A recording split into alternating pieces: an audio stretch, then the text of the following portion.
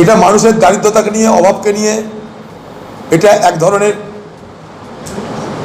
কোয়ারশন, অত্যাচার, ব্ল্যাকমেলিং। গ্রামে গ্রামে মাইকিং হচ্ছে তৃণমূল পার্টির, লক্ষ্মীর ভাণ্ডারে 1000 টাকা দিয়ে দেবে, সব ভোট দাও।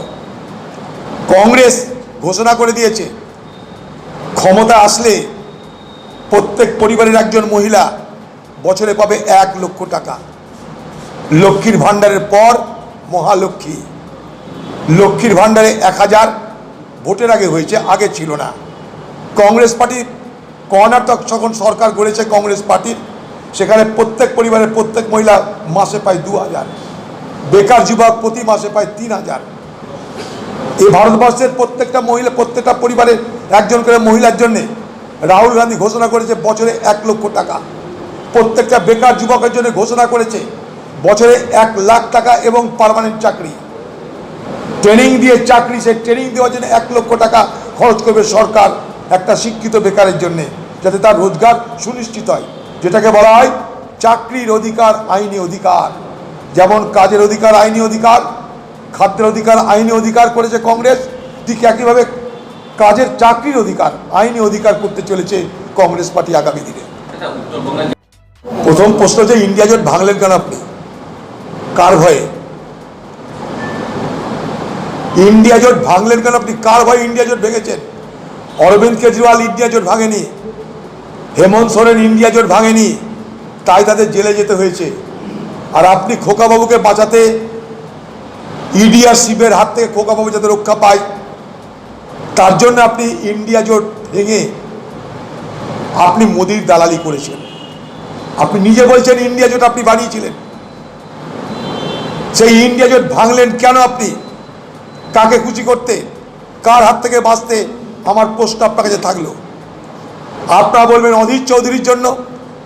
ইন্ডিয়া জোটে যখন নাম দিয়েছিলেন আপনি, তখন অধীর চৌধুরী কোথায় ছিল? তখন অধীর চৌধুরী কি আপনার সুনাম করেছিল? তখন অধীর চৌধুরীকে আপনার বিরোধিতা করেনি?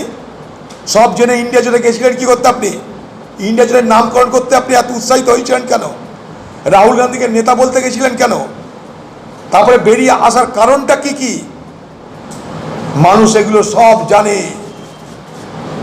ইন্ডিয়া জোটের সঙ্গে আপনি বেইমানি করেছেন। অরবিন্দ কেজরিওয়াল করেনি, হেমন্ত সোরেন করেনি, তাই তাদের স্থান জেলে হয়েছে।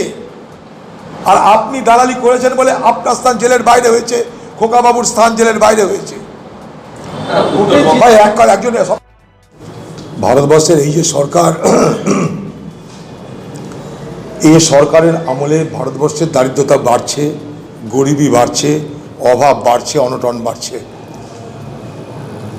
ভারতবর্ষের সরকারের বড় বড় দাবি আছে, আমরা এই করেছি তাই করেছি, কিন্তু আজ পৃথিবীতে 127টা দেশের মধ্যে ক্ষুধার তালিকায় আমাদের স্থান 111 নম্বরে। মাথা পিছু মানুষের রোজগার কমে যাচ্ছে কোন জায়গায়? বাংলাদেশও আমাদের থেকে এগিয়ে আজকে মাথা পিছু রোজগারে। এই সরকার সে মানুষের কাছে ট্যাক্স আদায় করা, দাম বাড়ানো, যেমন ধরুন পেট্রোল, ডিজেল, রান্নার গ্যাস, ওষুধের দাম, প্রত্যেকটা জিনিসের দাম আজকে ভারতবর্ষের এই সরকার আমলে বেড়ে চলেছে।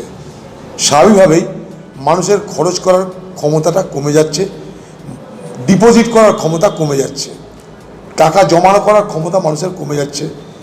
আর এই সরকার কিছু পুঁজিপতিদের হয়ে ওকালতি করছে। এই যে ওষুধের দাম বাড়ছে, হয়তো দেখবেন ওষুধ কোম্পানি ইলেকট্রাল বন্ডে কোনো ভালো চাঁদা দিয়েছে, নাহলে দাম বাড়ানোর সুযোগ দেবে কেন? এখানে ধান্দা করতে গেলে চাঁদা দিতে হয়, কিছু দিয়েছে তাই বাড়ছে।